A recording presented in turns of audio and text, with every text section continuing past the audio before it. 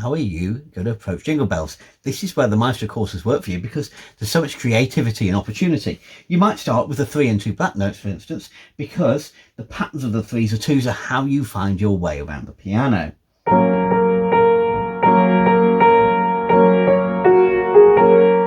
Or are you more classical and you want an Alberti bass like Mozart or Haydn or something like that?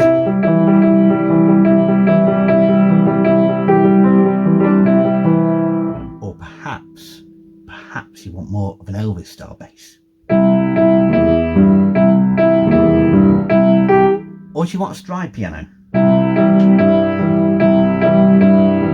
Or walking bass? Or do you want a boogie woogie?